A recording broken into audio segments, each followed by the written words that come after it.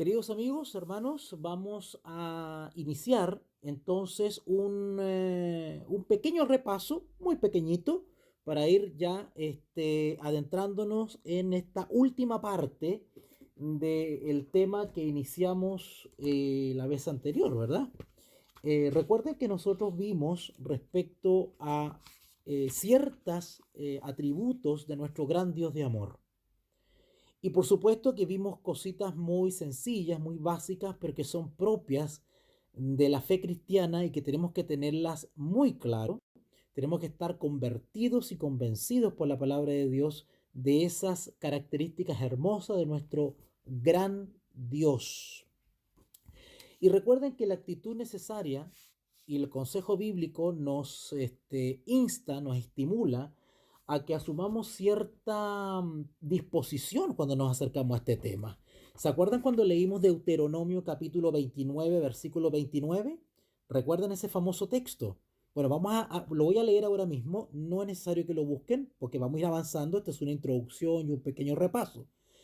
Pero si ustedes recuerdan Deuteronomio 29, 29, ahí decía claramente, este es un texto del Antiguo Testamento, y dice, las cosas secretas pertenecen a Jehová nuestro Dios, mas las reveladas son para nosotros.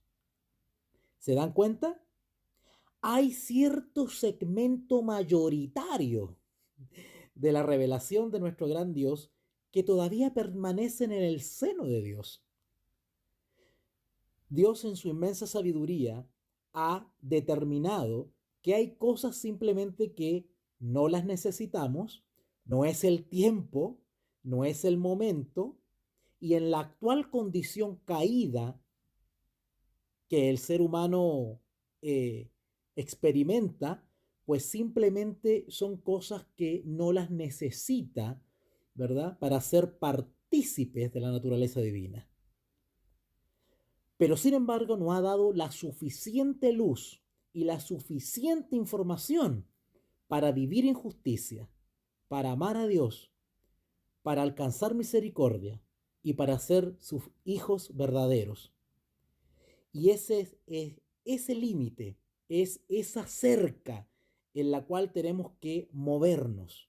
¿Ok? Querer intrusiar, querer husmear, querer ser altanero o quizás ser un poquito más de lo curioso y querer adentrarnos en los terrenos por los cuales Dios no nos ha autorizado, pues simplemente quedamos a merced del enemigo. Desafortunadamente hay muchos seres humanos, así llamados cristianos, que están sobrepasando ese límite. Y al sobrepasar ese límite, pues quedan a merced del enemigo de Dios. Y ya no puede soplar Jesús, el Espíritu Santo sobre nosotros, sino que ahora es Satanás quien ejerce un ensalmo sobre cada uno de los rebeldes que de manera descuidada intentan adentrarse en los misterios de Jehová. Las cosas secretas pertenecen a Jehová, nuestro Dios, mas las reveladas son para nosotros y para nuestros hijos, para siempre, para que cumplamos todas las palabras de esta ley. No solamente un consejo similar, con promesa, está en la palabra de Dios en lo que llamamos el Antiguo Testamento o Viejo Testamento, ¿verdad? Sino que también en el Nuevo Testamento tenemos una promesa similar, porque es el mismo Espíritu Santo que inspiró a Moisés y que inspiró a Pablo, por ejemplo. El apóstol Pablo, en la primera carta que escribió a los Corintios, en el capítulo 13, Primera de Corintios capítulo 13, versículo 9. Primera de Corintios capítulo 13, versículo 9. El apóstol Pablo revela algo que está justamente en concordancia, en sintonía, y está bajo el tenor de lo que acabamos de leer en Deuteronomio 29, 29. Porque es el mismo espíritu. La palabra de Dios nos enseña que hay solamente un espíritu, el Espíritu Santo, el Espíritu de Cristo, el Espíritu de verdad, el Consolador. Y dice así: porque en parte conocemos y en parte profetizamos.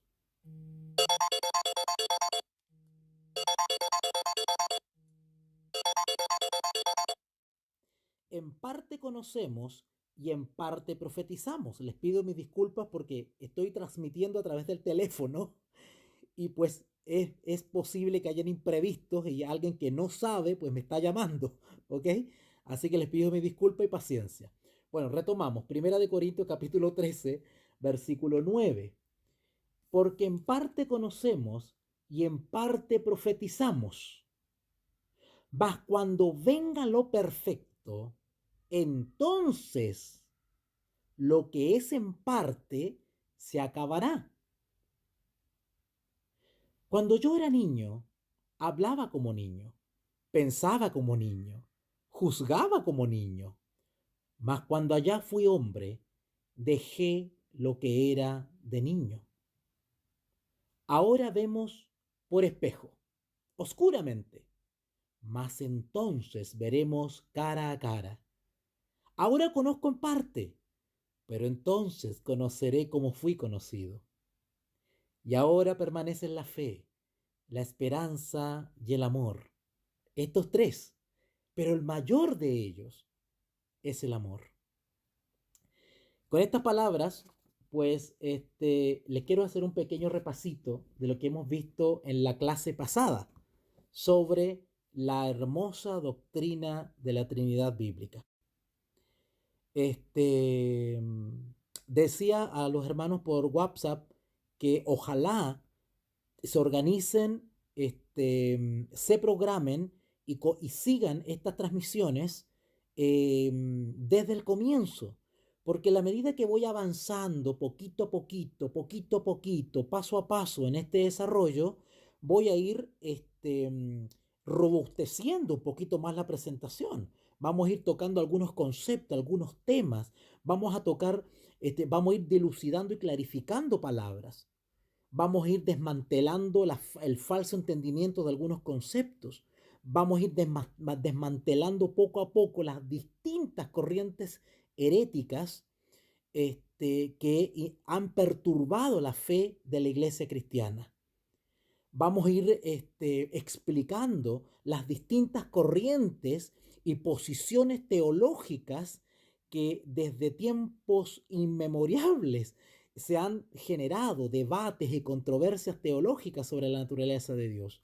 Y vamos a ir viendo claridad en medio de toda esta cizaña que se ha sembrado por siglos. Y poco a poco van a ir dilucidando y van a ir clarificándose ustedes para ver las cosas de una manera más nítida. Porque el enemigo ha procurado sembrar cizaña en el mensaje bíblico de la deidad. Y vamos a clarificar conceptos a fin de poder tener una noción totalmente clara, fundamentos firmes y no ser zarandeados ni movidos o perturbados justamente por los falsos maestros, por los hermanos confundidos y por los herejes fanatizados, para que no seamos víctimas de esta tremenda melcocha que en estos momentos se está viviendo en el mundo cristiano. Vamos a desarmar prejuicios, vamos a diluir temores y vamos a cobrar valor y convicción para que nadie nos amedrente. Vamos a estudiar este tema con un así dice Jehová, un escrito está, y le vamos a dar un correcto sentido al texto bíblico. ¿Ok? Recuerden que nosotros vimos que nuestro gran Dios no es algo, sino que es alguien, es una persona. Ya en estudios posteriores voy a entrar a ese tema de la persona. ¿Qué quiere decir eso con una persona? Tres personas. Vamos a hablar de ese concepto de persona, ¿ok? Amén de que en el desarrollo de la presentación o de la transmisión de repente me hago un paréntesis y explique ciertas cositas. Claro que sí. Si el Espíritu Santo así nos dirige y nos inspira, lo vamos a hacer, ¿ya? Recordamos que este Dios de amor en el cual nosotros creemos no es algo, sino que es alguien. Y parte muchas características que Él tiene es que simplemente Él es espíritu. Nuestro gran Dios es espíritu. Eso lo hemos estudiado en la transmisión pasada. Y vimos varios textos para apoyar eso. Evidentemente, por un tema de tiempo y por un tema de atención, ¿verdad? Por un tema de pedagógico, pues no le voy a dar los cientos de textos que pueden probar que Dios es espíritu. Solamente vimos algunos para que nos sirvan de referencia. Quien quiere ahondar más en ese tema, pues simplemente tiene que ir a una concordancia, ¿ya? La concordancia generalmente está en la parte posterior de la Biblia y si no la tienes, pues puedes comprarla en el comercio, en una librería cristiana, pues una concordancia aparte para cargarla siempre con tu Biblia y eso te ayuda mucho para el estudio bíblico, ¿ya? También vimos que nuestro Dios es grande, es muy grande y vimos varios aspectos de esa grandeza. Vimos que nuestro Dios es grande en cuanto a espacio, espacio físico, temporal, geográfico, ¿verdad? Y vimos varios textos también impresionantes, unos textos hermosos vimos. ¿Se acuerdan de esos textos de que a donde yo vaya, donde yo huya, ahí estás tú, dice los profetas, ¿verdad? Después vimos también que Dios es grande respecto al tiempo. ¿Se acuerdan que vimos que Dios está en una esfera atemporal? A es sin, temporal tiene que ver con tiempo, sin tiempo. El tiempo no es una limitación, no es una frontera para Dios. Dios está por sobre el tiempo porque es el creador del tiempo mismo. No es como nosotros que somos seres mortales, que sí estamos delimitados o circunscritos en un tiempo, ¿verdad? Sabemos cuándo nacemos y cuándo vamos a morir. O sea, sabemos que va a llegar un día en que vamos a morir. Nuestros días, por decirlo así, de alguna manera están contados. Pero el Dios infinito y eterno no tiene principio ni fin. ¿Ok? No tiene fecha de nacimiento ni tiene fecha de vencimiento. Así que es un Dios grande en cuanto al tiempo también. Y vimos varios textos bíblicos hermosos. Entre ellos el famoso texto de Éxodo 3:14. ¿Recuerdan? Yo soy el que soy. ¿Ah? Ok. Vimos también que Dios es grande en cuanto al conocimiento. O sea, por más inteligente que ustedes consideren a una persona, queda corto, cortísimo comparada con el gran conocimiento. Oiga, usted y yo podemos estar leyendo todas las bibliotecas de Alejandría, de Antioquía y de Atenas y la biblioteca del qué sé yo, de la biblioteca más completa del mundo y quedamos cortos. Nos falta tiempo, nos falta vida y nos falta neurona. Quedamos cortos. Por lo tanto, es de una necedad abismante, es de una, perdonen la expresión, de una torpeza eh, irracional el pretender que un simple ser humano pueda comprender y menos explicar y menos escribir claramente la naturaleza de Dios. Partimos de la base que es humanamente imposible dar respuesta a la naturaleza eterna y divina de Dios. Es imposible. Partimos de esa base. Ni los más eruditos, ni los más piadosos, ni los hombres que han dedicado su vida al estudio de la eterna deidad han podido dar respuesta a esto. Y de hecho, si usted lee los textos de los padres de la iglesia, de los grandes hombres piadosos que han dedicado tiempo a esto, ellos mismos reconocen en sus textos que escapa a sus capacidades que Dios le dio. ¿Ok? Y prueba de eso es la inmensa cantidad, ya casi incontable, de falsas doctrinas, herejías, falsas teorías y corrientes que han derivado del intento necio e inútil de querer dar respuesta a la naturaleza de Dios o a la deidad eterna e infinita de Dios. Así que partamos de esa base. Por lo tanto, nuestra actitud al acercarnos a este tema es la que el profeta nos aconsejó en Deuteronomio 29:29 y el consejo también que nos dio el apóstol Pablo. Aboquémonos a las cosas reveladas por Dios. Ya llegará aquel día en que podremos ver las cosas claramente, cara a cara, si Dios así lo permite, ¿verdad? Las cosas secretas son para Jehová, mas las reveladas son para nosotros. Así que el estudio bíblico que vamos a hacer va a ser en ese contexto, basados en las cosas que Dios ha permitido que nosotros sepamos con los límites que Él ha puesto, ¿ya? Ah, cuando ya la razón agota su esfuerzo, entra en acción la fe. ¿Se entendió? No es una frase mía, la leí de alguien por ahí, parece que la leí de algún cristiano piadoso que escribió seguramente algún texto, no recuerdo quién, pero me quedó grabado. Cuando la razón llega al límite de su esfuerzo, tiene que darle paso reverentemente a la fe. Qué hermoso, ¿verdad? Esa es la actitud del cristiano. Porque si no le damos, no le damos, no le abrimos las puertas a la fe cuando nuestra razón ha llegado al límite, pues vamos a caer simplemente en la irracionalidad. Simplemente eso, ¿ya? Y nos ponemos en un terreno peligroso. Bueno, también vimos que no solamente es Dios grande respecto al conocimiento, sino que también vimos, y con eso terminamos la transmisión anterior, que Dios es grande en cuanto a poder.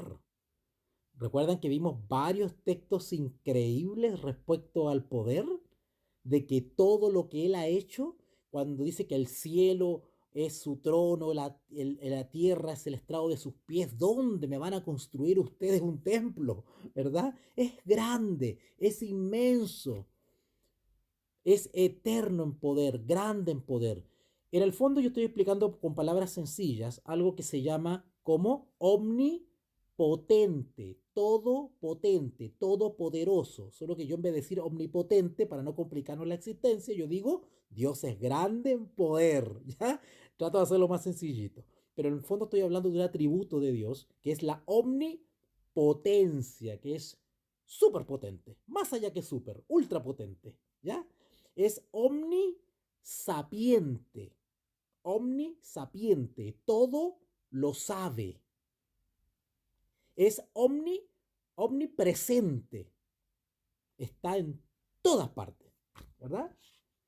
Ok, y así podríamos. Es todopoderoso, ok. Todopoderoso es lo mismo que omnipotente, ¿ya? Ok. Bueno, lo que vamos a ver hoy día para cerrar este capítulo de las características de nuestro Dios, vamos a ver que Dios es singular, fíjate. Es muy singular. ¿Qué quiero decir con singular? Bueno, los singulares contrarios de plural. Singular en el sentido que es algo distinto. No es igual a los demás dioses que pretenden ser dioses. Nuestro Dios, el Dios cristiano, no es como Zeus de los romanos, ¿verdad? Que era el Dios padre de los romanos. No es como, ¿cómo se llamaba el Dios de los egipcios? Mire, me olvidé ahora, Ra, ¿verdad? ¿O no? ¿Sí? Ra, el Dios egipcio. No es como su esposa Isis. No es como su hijo Horus, porque el diablo también ha falsificado una trinidad. ¿Vale? Trinidad en el sentido de que también ha inventado tres, solo que en el mundo pagano no se llama Trinidad, como los herejes quieren confundirnos a nosotros, ¿verdad? Porque cuando el cristiano dice, ay, yo creo en la Trinidad bíblica, entonces, ¿qué dicen los herejes o los paganos, ¿verdad? O los hermanos confundidos? Ay, ustedes son paganos porque creen en tres dioses. Bueno, esa es una ignorancia, en realidad es un juego de palabra para confundirnos. Porque los paganos, por ejemplo, como los, qué sé yo, los babilónicos, egipcios, sirios, ¿verdad? Ellos también tenían una falsa trilogía de dioses. Solo que, propiamente dicho tal, eso no es una trinidad. Es trinidad desde el punto de vista etimológico, porque trinidad viene de trine, que es tres, tres. Entonces ellos tenían tres dioses. Pero no se le llama propiamente trinidad, sino que se le llama triteísmo.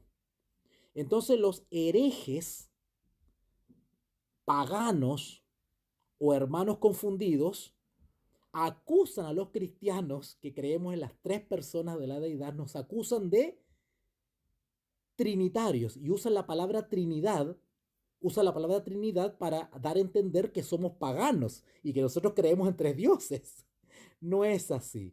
La palabra Trinidad no fue introducida en el cristianismo para describir tres dioses. La palabra Trinidad es un concepto teológico que fue adoptado por los hombres de Dios para explicar teológicamente las tres personas de la deidad, ¿vale? Pero los herejes, hermanos confundidos o hermanos perturbados espirituales, usan la palabra Trinidad en el sentido, en un mal sentido, atribuyéndole que quienes creemos en las tres personas de la deidad somos paganos porque creemos en tres dioses. No. Es muy distinto los dioses paganos de nuestro único Dios de la Biblia. En el caso del paganismo, por ejemplo, los egipcios, ellos tenían una especie de triteísmo. Tres, ¿verdad? Pero teísmo, Dios. Ellos creían en tres dioses. No es lo mismo de lo que creemos nosotros los cristianos. Nosotros los cristianos no creemos en tres dioses, creemos en un Dios.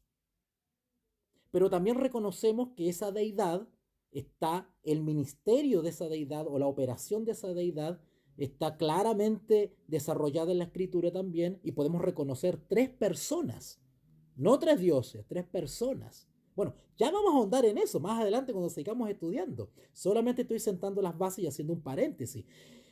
Y para terminar, quiero contarles una pequeña anécdota que me pasó hoy día, antes de continuar el estudio. Perdonen que me salga un poquito, pero yo sé que les va a servir esto a ustedes. Hoy día en la mañana me pasó una anécdota, porque desde que estoy hablando esto por YouTube, pues han rasgado vestiduras un montón de personas y me han llamado un poquito molestas, que cómo yo hablo de estas cosas y qué sé yo. Bueno, esto es un tema muy delicado que trae zarandeo porque indigna al fanatismo hereje.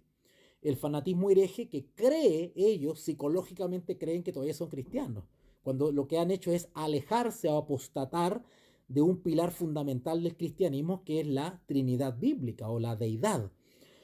Y una persona me enviaba hoy día por el WhatsApp una foto donde salía una lista como de 13 culturas paganas y cada cultura salían sus tres dioses.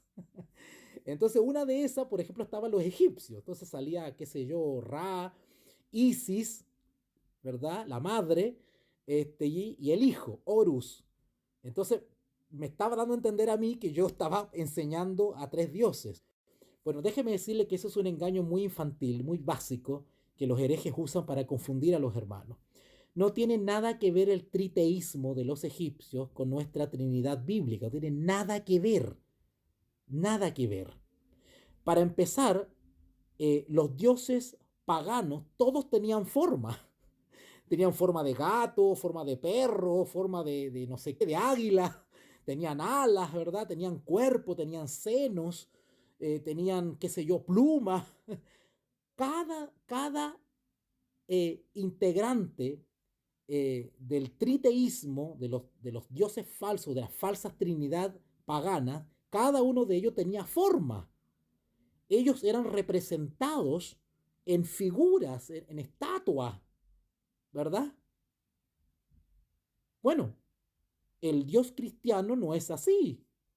Dios es espíritu y nadie le ha visto jamás. Es más, la escritura prohíbe el hacer imágenes, ¿ok? Ya sea del Padre, que nadie le ha visto, ya sea del Hijo, que los únicos que los han visto han sido los apóstoles, ¿verdad? Y alguna descripción hay en la escritura cuando dice que no tendrá buen parecer o de hermoso parecer o algo así, ¿verdad? Pero no hay una descripción exacta, por lo tanto, las representaciones culturales y artísticas que se han hecho pues están en disonancia con la palabra de Dios porque Dios nos ordena no hacernos imágenes de la deidad. Sin embargo, los paganos sí se hacen imágenes. Ustedes pueden ver los dioses egipcios, forma de gato, forma de búho, forma de no sé qué. Y toda la falsa trinidad pagana tiene imágenes y no tiene nada que ver con la Trinidad bíblica, que no es así. El Espíritu Santo no tiene cuerpo. No lo podemos representar en un cuadro, en una escultura. ¿Se dan cuenta? Entonces, la naturaleza de la Trinidad bíblica no tiene nada que ver con el triteísmo pagano.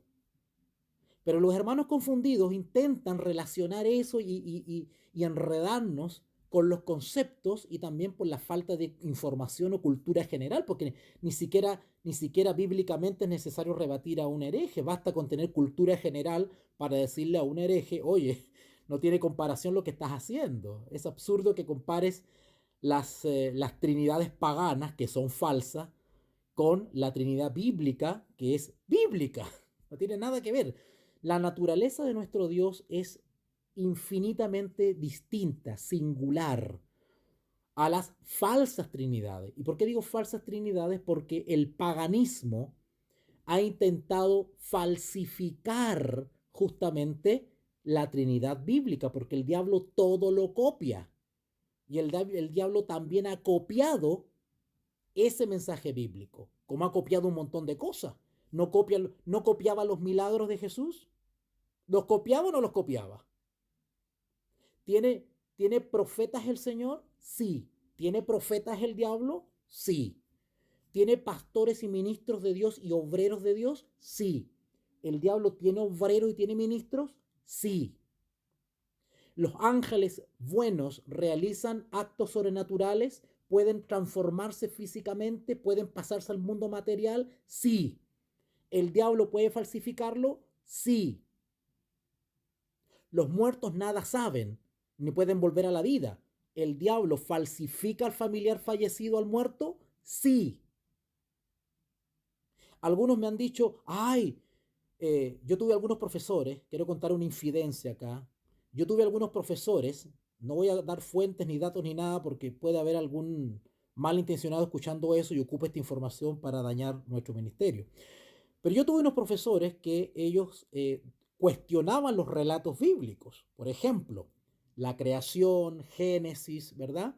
El caso de Abraham con su hijo cuando fue a ser sacrificado, el diluvio, ¿no es cierto? Ok, bueno, ¿sabían ustedes que los pueblos paganos tienen casi las mismas historias que están en la Biblia? ¿Sabían ustedes eso? Bueno, no tienen por qué saberlo, pero se lo estoy contando. Entonces, la mayoría de nuestros hermanos amados, al no conocer estos datos que estoy dando, pues son fácil presa de los herejes y hermanos confundidos.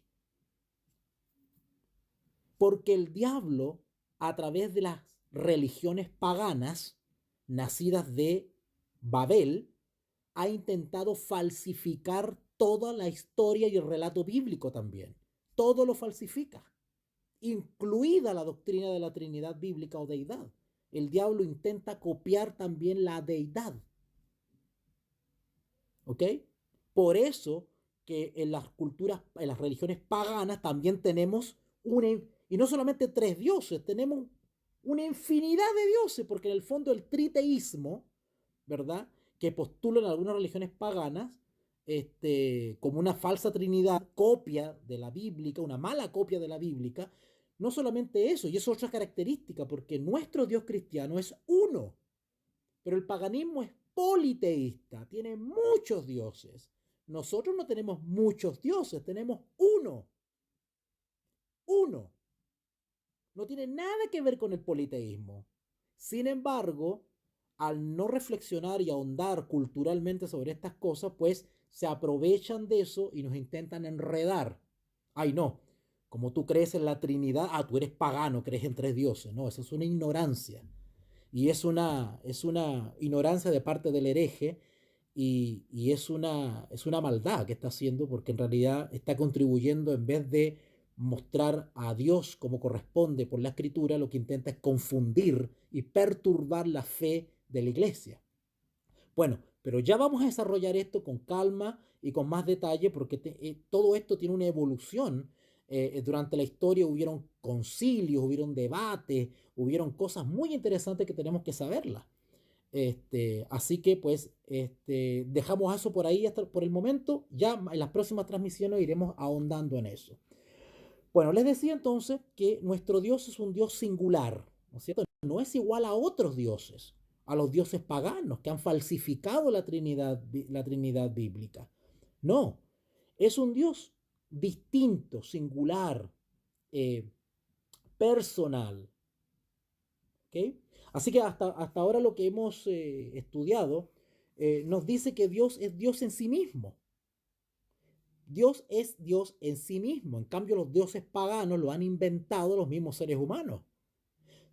¿Sabían ustedes que los romanos tendían a endiosar, por decirlo así, o deificar, esa es la palabra correcta, deificar a los emperadores?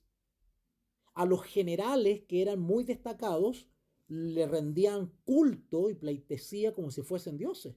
Le hacían arcos del triunfo, le dedicaban un lugar especial en el Panteón. Quienes hemos tenido la oportunidad de estar en Roma y visitar el famoso Panteón, se pueden dar cuenta ustedes de las estatuas que hay ahí. Todas esas estatuas son representaciones físicas de dioses o de deidades inventadas por el mismo ser humano. Sin embargo, nuestro Dios de amor no es un Dios inventado por ningún ser humano, porque Dios es el que era y el que ha de venir. No tiene principio ni fin. Al contrario, los seres finitos y limitados y seres creados somos nosotros. Él nos creó a nosotros, no nosotros a Él. Así que ahí vemos otra diferencia con los dioses paganos. Entonces, cuidado con que nos estén relacionando con los dioses paganos. No tenemos nada que ver con los dioses paganos. Entonces tenemos un Dios maravilloso y un Dios que es singular. Sin embargo, no es suficiente decir que Él es un espíritu personal. Dios es espíritu, pero no basta con decir que Dios es un espíritu personal. Él está en todas partes, ¿ok? Él está en todas partes. Es eterno, omnisciente, omnipotente. ¿Cómo es esto de Dios? ¿O qué clase de Dios es este? Bueno, vamos a ver una característica de la singularidad de Dios. Algo que lo distingue por sobre todos los dioses de la tierra inventados por los seres humanos. Dios es santo. Qué hermoso. Dios es santo. A propósito, y perdone que haga estos paréntesis, pero yo sé que a ustedes les va a servir todo esto. Hace poco fui a una librería y me encontré con un libro que habla sobre las deidades hindúes. ¿Saben cuántos dioses tienen los hindúes, oiga? Ni me acuerdo, pero eran miles de dioses. Y cuando abro el libro me empiezo a ver las figuras de los dioses. Hermanos, figuras con cabeza de elefante, con 6 brazos, el dios del sexo, el dios del erotismo, el dios de puras cochinadas, hermanos. Sin embargo, nuestro Dios es un Dios santo, santo, distinto, singular al resto de los dioses. Los hermanos confundidos que intentan relacionar a nuestro Dios eterno, a nuestra deidad, con los dioses paganos, no saben lo que están diciendo. Si ustedes buscan, por ejemplo, en el libro de Primera de Juan, capítulo 1, vamos para allá. Vamos a adentrarnos en la escritura ahora. Primera de Juan, capítulo 1. Primera de Juan, capítulo 1.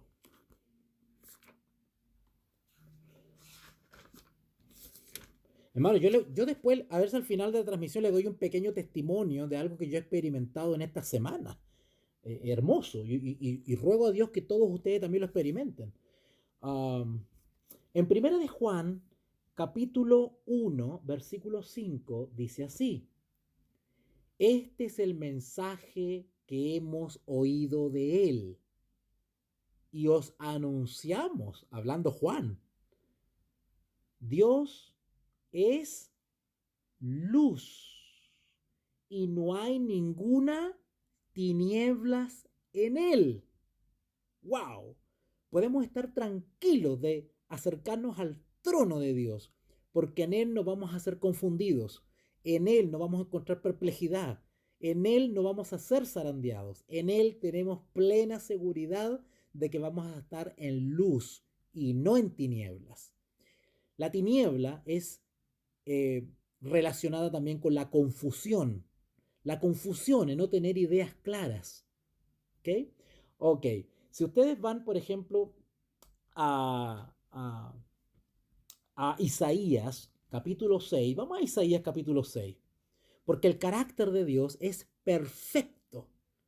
No es como los dioses paganos, que son imperfectos. ¿Sabían ustedes que los dioses paganos, si ustedes leen un poquito de mitología, ustedes se van a dar cuenta que los dioses paganos, sobre todo los griegos, eran bastante defectuosos? Si ustedes estudian la historia de los dioses, las controversias entre los dioses. Oye, los dioses estos se peleaban, se mataban entre ellos, el hermano mataba al otro, luego el que murió resucitaba y ascendía al cielo y se hacía Dios, el otro se metía con la madre y hacían incesto.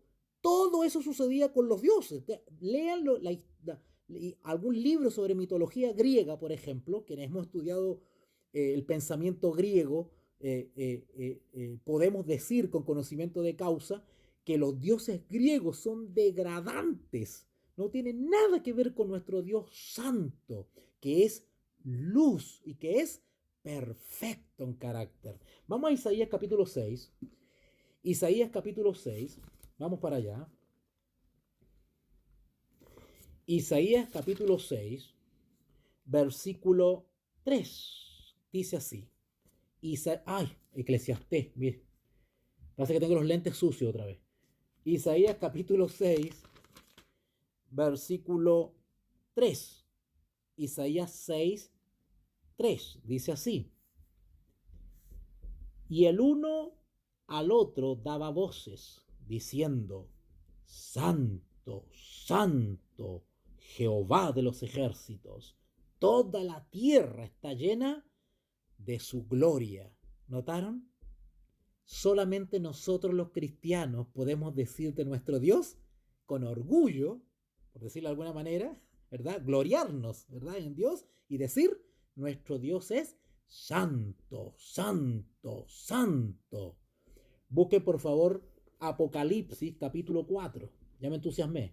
Apocalipsis capítulo 4. Apocalipsis capítulo 4.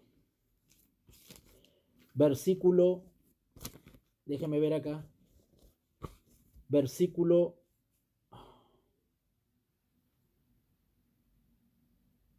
8. Apocalipsis 4:8 dice así. Y los 4 seres vivientes tenían cada uno 6 alas, y alrededor y por dentro estaban llenos de ojos, y no cesaban de día y de noche de decir, Santo, Santo, Santo es el Señor Dios Todopoderoso. Versículo 9. Y siempre que aquellos seres vivientes dan gloria y honra y acción de gracias al que está sentado en el trono, al que vive por los siglos de los siglos, los 24 ancianos se postran delante del que está sentado en el trono y adoran al que vive por los siglos de los siglos y echan sus coronas delante del trono diciendo, Señor, digno eres de recibir la gloria y la honra y el poder, porque tú creaste todas las cosas y por tu voluntad existen y fueron creadas. Qué diferencia con los dioses paganos, ¿verdad? Y algunos hermanos intentan relacionarnos a nosotros los cristianos con los paganos. Qué enredo, hermanos, ¿eh? Nuestro Dios es luz, nuestro Dios es perfecto, Él es puro y totalmente libre de motivos, de pensamientos, de palabras y acciones inicuas o deshonestas. La mente de Dios es limpia, es honesta, es noble, es santa. Pero es difícil explicar qué es exactamente la santidad. Quizás en la eternidad iremos a conocer esta característica tan sublime de Dios, su santidad. Santo, limpio, puro. ¿Ok? Las criaturas celestiales que rodean el trono de Dios están totalmente libres de toda impureza y sin embargo no pueden mirar la majestad de Dios y se dicen unas a otras en perpetuo asombro: Santo, santo Jehová de los ejércitos. No es de extrañar que Dios es descrito como magnífico en santidad. No vamos a buscar el texto, ustedes lo conocen, Éxodo 15:11. Éxodo 15:11. Allí está esa expresión hermosa que dice santo, perdón. No es de extrañar que Dios es descrito como magnífico en santidad. O sea, noten las palabras humanas, magnífico. Yo no sé si en el idioma celestial habrá una palabra más gloriosa que magnífico para describir la santidad de Dios.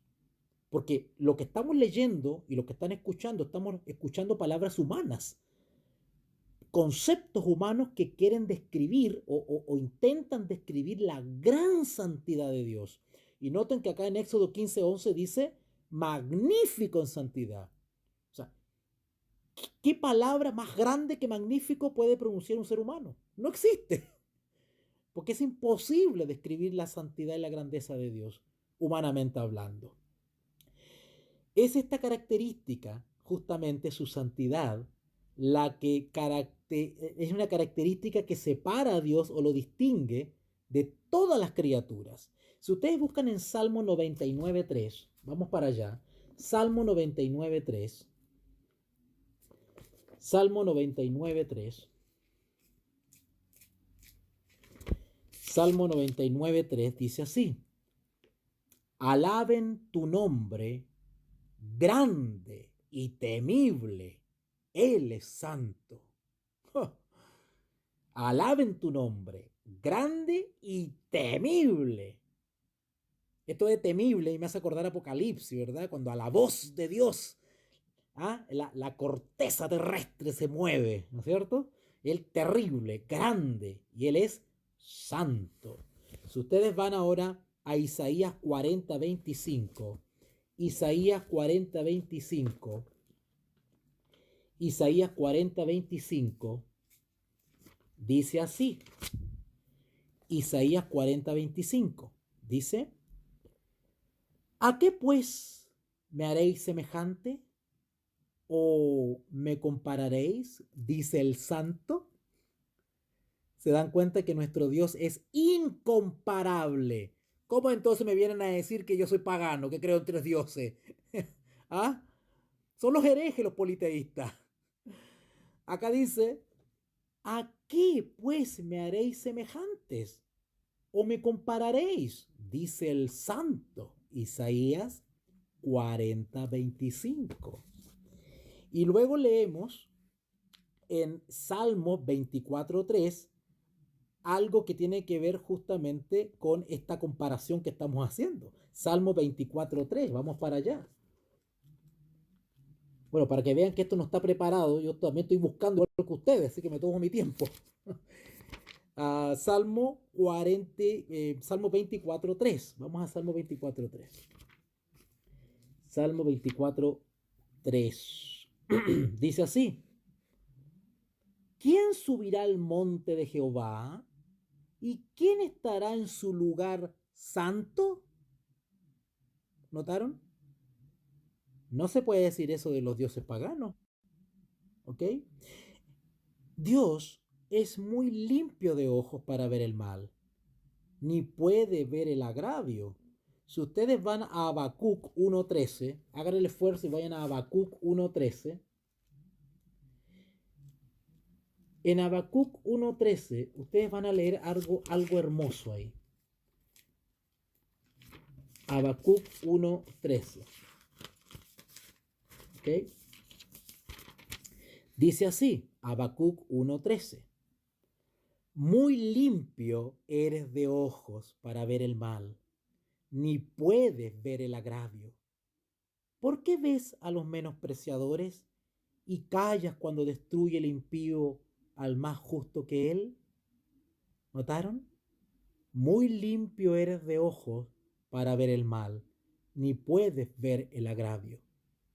El pecado y el mal le es aborrecible, le es ajeno a nuestro Dios santo. Qué hermoso. No solamente nuestro Dios es santo respecto a su singularidad, sino que también Dios es un Dios justo. Justo. Nada que ver con los dioses paganos.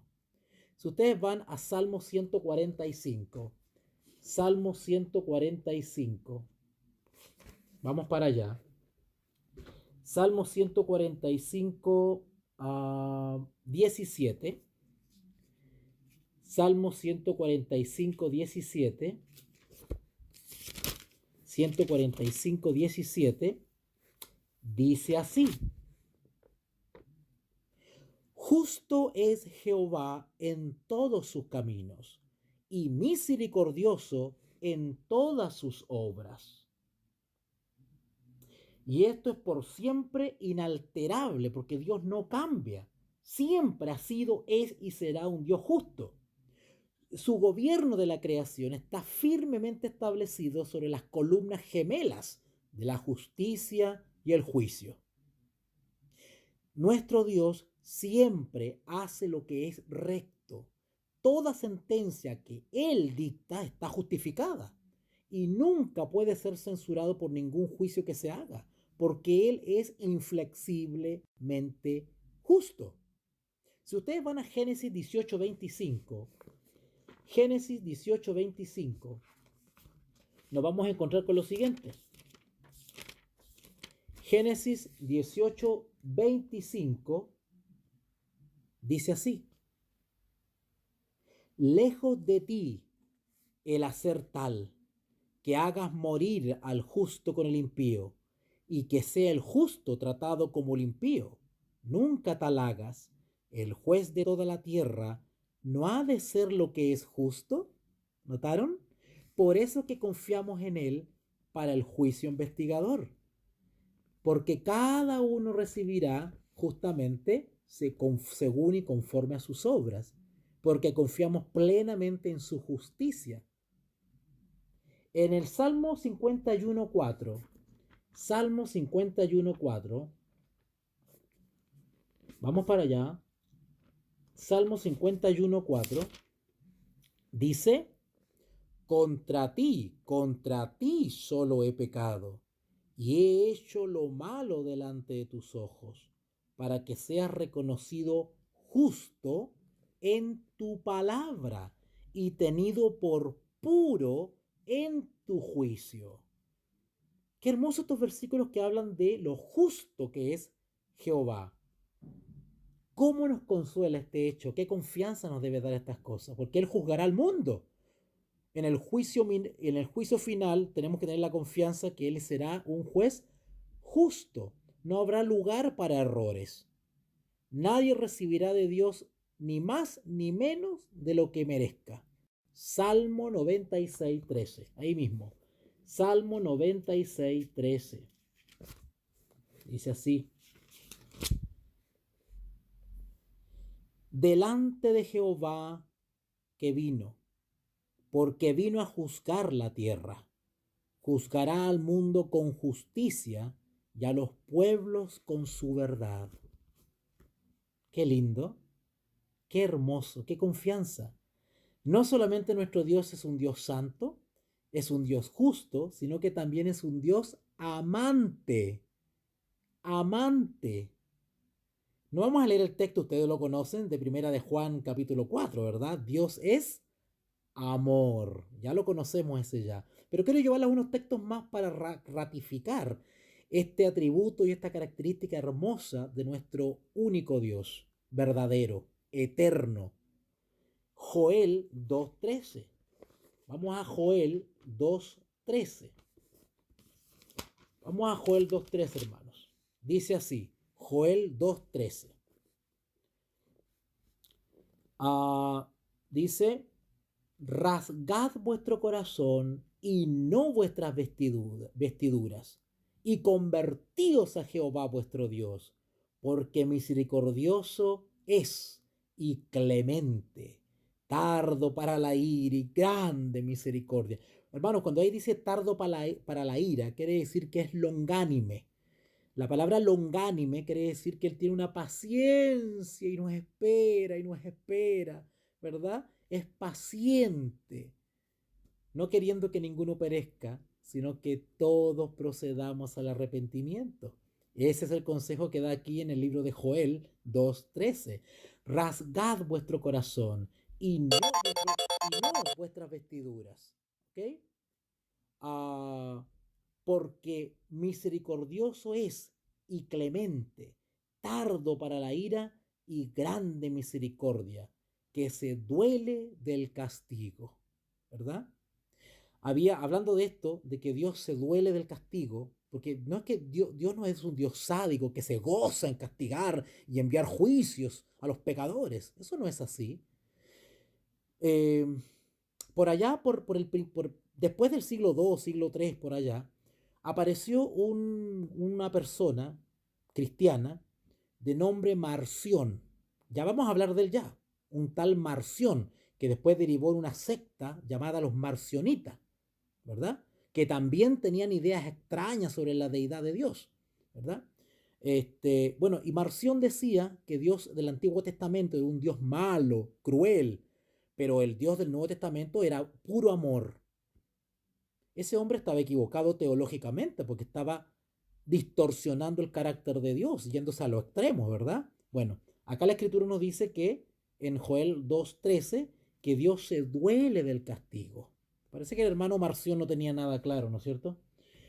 Y si ustedes van a Jonás 4:2, por ahí va, Jonás 4:2, está más adelantito que Joel, ¿ya?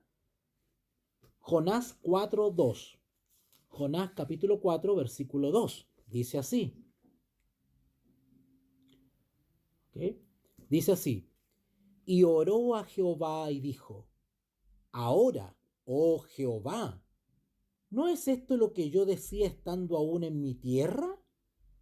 Por eso me apresuré a huir a Tarsis, porque sabía yo que tú eres Dios clemente y piadoso. Qué hermoso, tardo en enojarte y de grande misericordia y que te arrepientes del mal. Mira qué lindo, mira qué lindo, qué hermoso nuestro Dios y distinto. Si ustedes van un poquito más adelante a Miqueas 7:18, vamos a Miqueas 7:18, más adelantito, viene después de Jonás. Miqueas 7:18. Dice así. Este texto a mí me encanta. Este texto a mí me encanta porque tiene justamente con el gran amor de Dios y su misericordia para perdonar a todos los que hemos sido unos viles pecadores. Miqueas capítulo 7, versículo 18. Dice así. ¿Qué Dios como tú, que perdona la maldad y olvida el pecado del remanente de su heredad? No retuvo para siempre su enojo, porque se deleita en misericordia. Todo lo contrario a nosotros, que a veces somos rencorosos, no nos olvidamos, ¿verdad? No nos olvidamos, o les estamos restregando en la cara los pecados pasados a los hermanos, ¿verdad? No, ese no es el carácter y el atributo de Dios, y el cual nosotros deberíamos también por medio del Espíritu Santo generar esos frutos.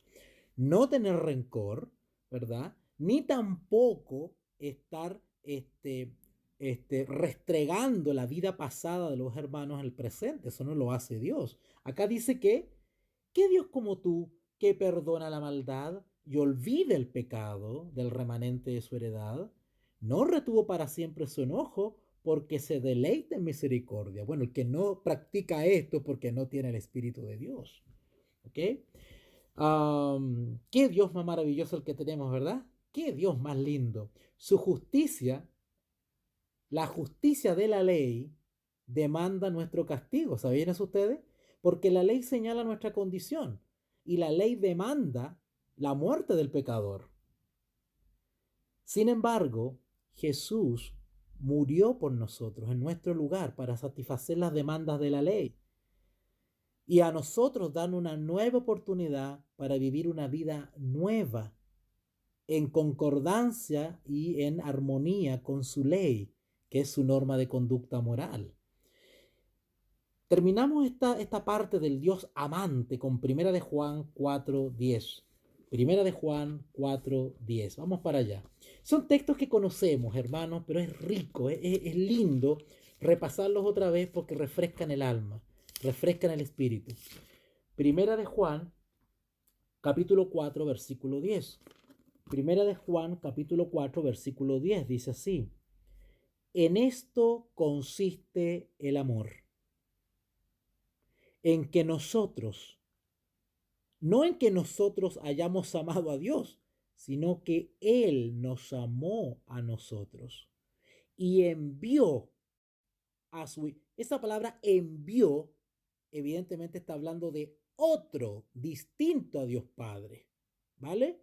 Por si acaso, aprovechando que está el versículo, aprovecho de aplicar eso, ¿verdad? Porque ese es el contexto de lo que estamos estudiando. Versículo 10. En esto consiste el amor. ¿En qué? ¿En qué consiste el amor? ¿Cuál es la descripción más hermosa de amor que nos da la palabra de Dios?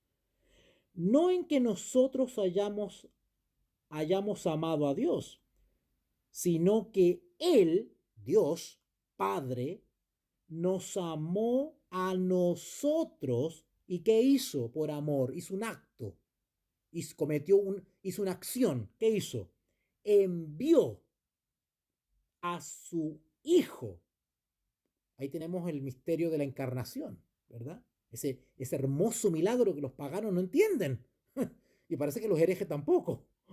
Y envió a su Hijo en propiciación por nuestros pecados. Propiciación es una palabra que quiere decir una especie como de algo que se presenta para satisfacer, ¿verdad? O para pagar, ¿no es cierto?, la deuda, saldar una deuda, ¿verdad? Y envió a su Hijo unigénito al mundo, perdón, versículo 10, sino que Él nos amó a nosotros y envió a su Hijo en propiciación por nuestros pecados. ¿Ok? ¿Cuántas personas hay ahí? Dos, ¿verdad? Dios nos amó y envió a su Hijo. Dos. Sigamos leyendo un poquitito. Mira, ya me entusiasmé ya. Vamos a leer un poquitito más. Versículo 11.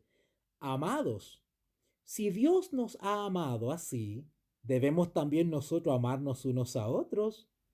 Nadie ha visto a Dios jamás, a Dios Padre. Si nos amamos unos a otros, Dios permanece con nosotros y su amor se ha perfeccionado en nosotros. Noten esa parte, ¿eh? Si nos amamos, versículo 12, unos a otros, Dios permanece en nosotros. ¿Cómo es eso? ¿Que Dios Padre baja y abandona el cielo? ¿Cómo es eso? Qué hermoso, ¿ah? ¿Eh? Bueno, vamos a explicar humanamente cómo el apóstol explica este misterio de la deidad y de las tres personas que conforman la deidad. Mira qué lindo, versículo 11. Amados, si Dios nos ha amado así, debemos también nosotros amarnos unos a los otros. Versículo 12. Nadie ha visto jamás a Dios. Si nos amamos unos a otros, Dios permanece en nosotros y su amor se ha perfeccionado. ¿Cómo es eso? Dice que Dios permanece en nosotros, literalmente, en nosotros permanece. Y no solamente eso, sino que dice que ese amor, dice que nos perfecciona. Bíblicamente, ¿qué cosa nos perfecciona y nos hace producir frutos? Para allá vamos, ¿verdad? Versículo 13.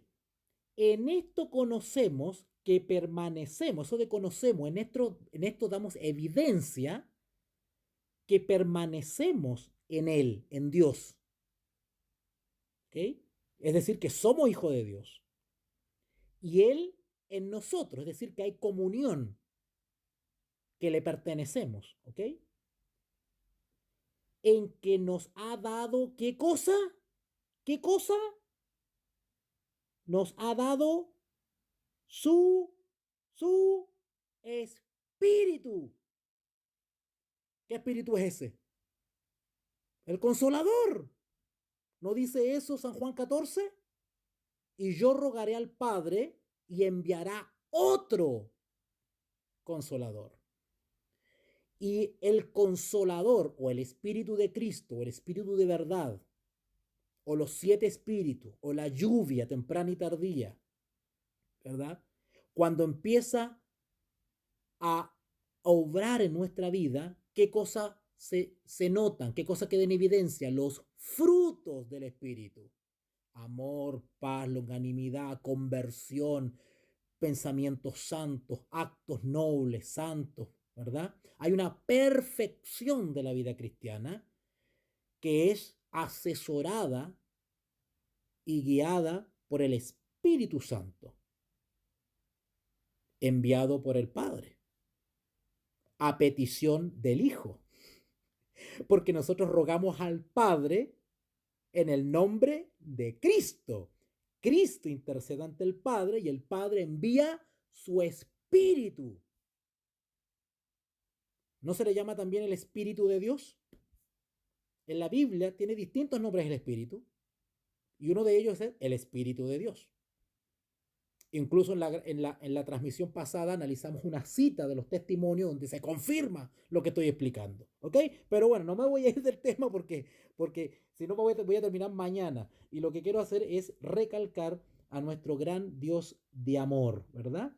Donde Él es un Dios amante. Y por último, que ya se me fue el tiempo, quiero hablar sobre que las últimas dos características de Dios, que son atributos de su carácter hermoso, de nuestro gran Dios. Y es que no solamente Él es santo, justo, amante, sino que también es un Dios bueno. Por naturaleza, los hombres y las mujeres prefieren no tener a Dios en sus pensamientos y escoger viviendo como ellos quieren, ¿verdad? El ser humano por naturaleza se opone a la idea de que su vida esté gobernada por Dios y escogen sus propios caminos, incluso escogen sus propios dioses. Sin embargo, Dios es activamente bueno para con tales personas.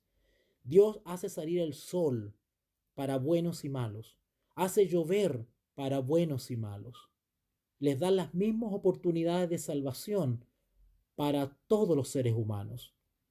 Él no hace discriminación, ya que está tan de moda esa palabra, no hace discriminación. Sin embargo, va a llegar el día en que cada uno va a ser evaluado a ver si aprovechó esas ventajas. ¿Okay? La maduración de la cosecha, el sustento de los animales, la siembra, la salud que tenemos todos los días. Tenemos que agradecerla constantemente porque esa deriva de un amor, de un Dios de amor, de un Dios bueno. Leemos un par de textos solamente para ir avanzando, ¿les parece? Vamos a Salmo 85:12. Salmo 85:12. Miren qué lindo. Salmo 85:12. Yo no entiendo cómo nos relacionan con dioses paganos si tenemos un Dios tan bello. Vamos a Salmo. Bueno, una de las estrategias del diablo es la calumnia, el descrédito, el distorsionar las cosas. Salmo 85:12. Salmo 85:12. Dice así: Jehová dará también el bien, y nuestra tierra dará su fruto. ¿Ok? En Salmo 104, vamos más adelantito. Salmo 104, vayan ahí. Salmo 104, versículo del 24 al 31. Vamos a leerlo, del 24 al 31. Dice así: Cuán innumerables son tus obras, oh Jehová. Hiciste todas ellas con sabiduría. La tierra está llena de tus beneficios. He allí el grande y el anchuroso mar, en donde se mueven seres innumerables, seres pequeños y grandes. Allí andan las naves, allí está el leviatán que hiciste para que jugase en él. Todos ellos esperan en ti para que les des su comida a su tiempo. Mire qué lindo, Dios es bueno hasta con la criatura más pequeñita de su creación, desde el pececito hasta el leviatán, dice. ¿Ok? Vamos a leer entonces ahora Santiago. Vamos a Santiago capítulo 1. Santiago capítulo 1. Vamos al libro de Santiago capítulo 1. versículo 17. Santiago capítulo 1, versículo 17. Dice así: toda buena dávida, y dávida es un regalo, ¿verdad? Un obsequio. Toda buena dávida y todo don perfecto desciende de lo alto, del Padre de las luces, en el cual no hay mudanza ni sombra de variación. ¡Wow! Y por último, y lo más hermoso de todo para mi parecer, es que Dios es sabio. Es sabio, no tiene nada que ver ni con el más erudito de acá de la tierra, ni con el más sabiondo que dice que descubrió la última guinda de la torta en cuanto a la deidad. Ese queda corto. Él es sabio. Sea bendito el nombre de Dios de siglos en siglos. Porque suyo es el poder y la sabiduría, dice Daniel, capítulo 2, versículo 20. Cuando vemos la belleza y la armonía de su creación y la complejidad del diseño de la más diminuta criatura, nos vemos obligados a exclamar como el salmista: cuán innumerables son tus obras, oh Jehová, hiciste todas ellas con sabiduría. Las capacidades que los hombres ejercen y desarrollan, la misma existencia del conocimiento en nuestra raza, la manera en que todo lo que ocurre y que hace que se lleve a cabo los propósitos de Dios, nada escapa a su sabiduría. Nada. Si ustedes buscan en Isaías capítulo 28, y con esto vamos terminando, Isaías capítulo 28, vamos para allá. Gócense la palabra, hermanos. Lean cada texto y repásenlo. Esto refresca el alma. Isaías capítulo 28, versículo 23. 23 en adelante. Dice así: estad atentos y oíd mi voz. Atended y oíd mi dicho. El que ara para sembrar, arará todo el día. ¿Romperá y quebrará los terrones de la tierra? Cuando ha igualado su superficie, ¿no derrama el eneldo, o siembra el comino, o pone el trigo en hileras, y la cebada en el lugar señalado, y la avena en su borde apropiado? Porque si Dios le destruye y le enseña lo recto, que el eneldo no se trilla con trillo, ni sobre el comino se pasa rueda de carreta. Lo que está describiendo, hermano, es simplemente que Dios es tan sabio que Él sabe cómo se hacen las cosas. No solamente creó las cosas con sabiduría, sino que Él sabe cómo tratar cada cosa creada. Y eso es lo que está explicando acá. Versículo 26, Isaías 28, 26. Porque su Dios le instruye y le enseña lo recto, ¿verdad? Que el eneldo no se trilla con trillo, ni sobre el comino se pasa rueda de carreta, sino que con un palo se sacude el eneldo y el comino con una vara. El grano se trilla, pero no lo trilla para siempre, ni lo comprime con la rueda de su carreta, ni lo quebranta con los dientes de su trillo. También esto salió de Jehová de los ejércitos, para hacer maravilloso el consejo y agradecer la sabiduría. Por eso que el apóstol Santiago, allá en el capítulo 1, decía: el que tiene falta de sabiduría, pídala a Dios. Y Dios la da, pero pídala con fe y pídala con la debida actitud, ¿ok? De reverencia y considerando a Él como sabio, no yo. Él es el sabio. Y terminamos este estudio de hoy con el libro de Romanos capítulo 11. Romanos capítulo 11. Vamos a cerrar con broche de oro con este hermoso texto de Romanos capítulo 11, dije, ¿verdad? A ver. Romanos capítulo 11, versículos 33 en adelante. Dice así: oh, profundidad de las riquezas de la sabiduría y de la ciencia de Dios. Cuán insondables son sus juicios e inescrutables sus caminos. Porque, ¿quién entendió la mente del Señor? ¿O quién fue su consejero? ¿O quién le dio a él primero para que le fuese recompensado? Porque de él y por él y para él son todas las cosas. A él sea la gloria por los siglos. Amén. Bueno, hermanos, hemos finalizado el, eh, el pequeño estudio que hicimos hoy día. Me pasé un poquitito, pero creo que fue necesario. Yo les agradezco a los que han tenido la paciencia de estar acompañándome, ¿verdad? Espero de todo corazón que de alguna manera este estudio nocturno nos haya fortalecido espiritualmente, nos haya de alguna manera hecho entender la grandeza de nuestro Dios, su eternidad, su infinitud, su sabiduría, su amor, su luz, ¿ok? Su singularidad, distinto a otros dioses. Es el único, ¿ok? Así que, mis queridos hermanos, yo les ruego de que inclinen su rostro y me acompañen en una oración para dar gracias a Dios por este momento. Oremos.